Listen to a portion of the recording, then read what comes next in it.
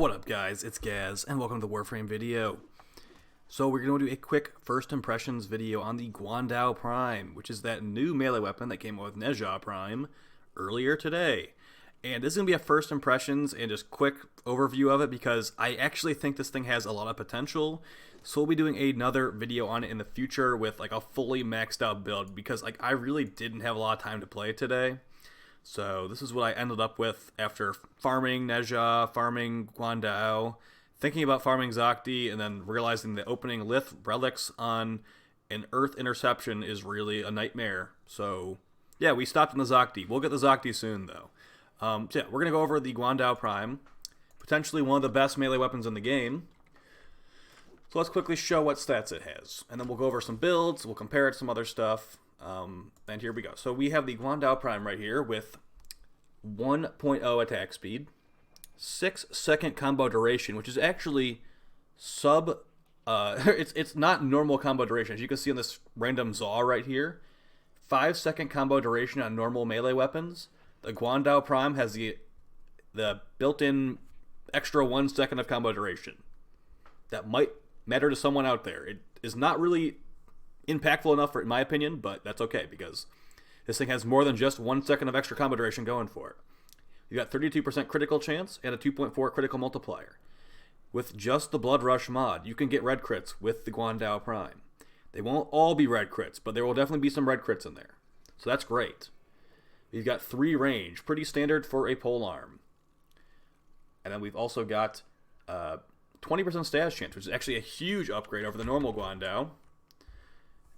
And we also have 240 base damage with it basically all being slash. There's a good amount of impact in there, but it's mostly slash. And we compare to the normal Guandao, you can see it is actually just a straight up upgrade. We go from 0.83 attack speed to 1.0, so a big bump there. More critical chance, more critical multiplier, and we multiply the status chance by 5. So yeah, it's pretty good. I believe it's MR14 required for this. Let's quickly link it so we can see that. Hopefully it shows that. That's the normal Guandao. Guandao Prime. Like I said, we'll be doing another video on this in the future with more in depth. So it's MR12 actually. So yeah, let's compare it to some other melee weapons. Like let's compare it to the Orthos Prime, which I'm sure a lot of people will compare it to. This is another polearm weapon. As you can see right here, the Orthos Prime is faster, but it has a good amount less crit chance. Has less crit multiplier. It's got more status chance, almost double the status chance, and it's actually got less base damage. So I do feel like that extra crit chance and crit multiplier does help the Guandao Prime out a lot compared to the Orthos, but you can still use the Orthos Prime and totally be fine. So yeah, let's get into the Guandao Prime with like just showing a simulacrum. Like I said, we're not going to do an endurance. I will be doing most likely a longer survival endurance mission, maybe even try it against high-level Deimos tomorrow, maybe the next day. So I don't normally run viral builds on my melees, but it comes with an innate D polarity, so I kind of felt obligated to just throw this on here, because like, what else are you going to throw on here? It literally came with, I think, 2 Vs and then this D polarity. I threw this third V on here. And I'm actually considering putting a stance forma on, or just formatting this stance polarity, because my favorite stance for the polearm is Twirling Spire. These other ones, which are Bleeding Willow and Shimmering Blight, I don't really like them. They don't have many combos in them, and they just feel awkward. Twirling Spire I find to be really nice, good mobility, good like sweeps, all that kind of stuff. So let's quickly just show it on some simulacrum enemies here. We're using Naramon Focus School, so we will not lose our combo, even though the extra 1 second of combo duration might be pretty nice for some people. And let's just confirm we have no outside buffs on here either with my Wisp. We will buff it up with Roar and all that. So we've got Enemy Radar, Arcane Guardian, and Arcane Energize. So nothing here that would actually buff our damage beyond what it's supposed to be. And no companion equipped. Alright, Heavy Gunners. Let's do that. This is like since this thing does so many slash procs, you're probably going to want to use the Bane mod if you're going really long in a mission. Here we are at 5x multiplier, starting to get a little bit of orange crits in here. To the back combo from Twirling Spire. Now, like I said, I don't normally run a viral build, but since there's that D polarity on there, might as well. There's a 66,000 slash proc without even a full multiplier. And as you see, we are proccing a good amount of viral here. That's not really what we want to do. We want to actually proc slash. And if you have a bunch of, like, viral damage modded onto your weapon, that will mean it's likely to proc viral.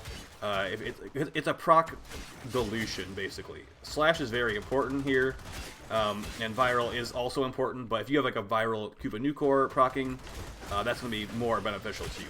Something to keep in mind as well, like, if you don't like Twirling Spire, or rather, you like Twirling Spire on things like the Plague Crit Path polearm, or maybe on the some other Zaw, you can use Bleeding Willow. I basically use Twirling Spire on the Plague Crit Path because of Exodia Hunt, but it's still pretty good here. Here's a comparison of the Plague Crit Path we did in the video a couple days ago. We've got lower attack speed, less critical chance, higher critical multiplier, and double the status chance with also having lower base damage. So it probably is better than the Plague Crit Path, honestly. Let's use a Cuba Nucor here, and we'll show how it is with stacked up viral. Also, like I said, you could probably do a more min-max build if you actually form with this thing and it's not level 14. Something like this, with this last slot being taken up by Gladiator Might. This will make it so you're getting more red crits because it's going to give you additional Blood Rush multiplier and it gives you some more critical damage. You can put that there. You could also put something like Prime Fury for more attack speed. Do keep in mind, if you have too much attack speed on the polearm, it actually seems to break the stances. That's another reason to use Twirling Spire. Twirling Spire does not break as much with high attack speed. Yeah, let's just do this. We'll do no Bane mod. This is not totally min-max to heck and back, but we're gonna use Roar as well, just to see how that goes. We might need to spawn some more enemies in here. So with no combo multiplier, I'll just hit him once, see what happens. That's with no combo multiplier. Well, that's with a 2x combo multiplier. Let's stack up here. I think it will just one-shot them outright with 12x. And keep in mind, I said that I'll do another video on this in the future, so this is not me just, like, only Simulacrum gameplay. No, like, it will be good in mission, too. I'm basically just trying to tell you guys that you should get this thing if you don't have it already. I don't think I'm going to call it the best melee in the game, but it's definitely up there. It's definitely the best polearm in the game, in my personal opinion. 50k with a 9x multiplier. We're going to spawn some more guys in here, and then we're going to use Roar and Viral. Alright. We're at 10x. You know, 10x will do. 10x will do. Alright. So we got Condition Overload on here, too. I don't need to use the health mode, but I just might as well.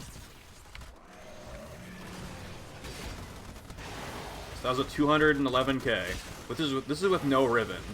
Keep in mind, the ribbons have low stats currently on the new Prime weapons. The ribbons for the Guandao Prime are as low as they can go, so hopefully they get buffed in the future, but I wouldn't really hold my breath on that one, to be honest. 140k, not even trying, really. 191k, this is with no Bane mod. A Bane mod would give you a lot more damage. That looked like a high number. I don't know what that actually was, but it looked pretty high. So there you go, guys. Now, of course, most top-tier melees can do this kind of stuff. When buffed up and all that, but you know, that's good. It's good to be in the club with the top tier melees, in my opinion. So some other top tier melees I'd say they're comparable to this are like the Graham Prime. Let's just go over a couple of them here. Also, yeah, they nerfed a bunch of ribbons. Venka Prime, really good, on level with this. This might be better than the Venka Prime, not entirely sure. I haven't done extensive testing yet. Destreza Prime, I think Destreza Prime is not as good as this thing, but Destreza Prime is also really good. So we've got that. We've got the Jack Hussar, not really a slash focus. This is a slash focus weapon. The Jack Hussar is not slash focused. It's basically big elemental damage focused. Fang Prime is slash focused a lot of the time, so that could be pretty good. Graham Prime, did you see these stats? The stats for the Graham Prime are pretty push, to be honest, but it's also got a lot lower attack speed. And technically 0.1% less range, so probably better than the Grand Prime's probably a little bit better, but you know, if we're comparing to the Grand Prime, that's a good thing. The Karst Prime, it's a dagger with lower range, so, you know, still got good base stats. And then something like the Legion. I believe the Legion is a polearm. It's better than the Legion, in my opinion. You're going to be getting a lot more slash procs. Or rather, they're going to be red crit slash procs. With the Legion, you're going to need to have outside crit sources like the Helios Prime Sentinel, maybe Arcane Avenger, Harrow, etc., to make that work. So you get what I'm saying here. Like the top tier melee, it's in the club of the top tier melees, and we're gonna do a longer mission in the future to just get a good feel for it against like high level enemies. And like I said, the Rivens have low stats. Like here's like some Rivens I have currently. Let's just take that off. So I've got Guandao, Acrocron, critical chance, critical damage, minus finisher. If you have a critical chance Riven, you'll be getting more red crits than if you didn't have a critical chance Riven. I'm not going to say you need a critical chance Riven for red crits, because that's not true, but it definitely will increase your red crit consistency at 12x multiplier.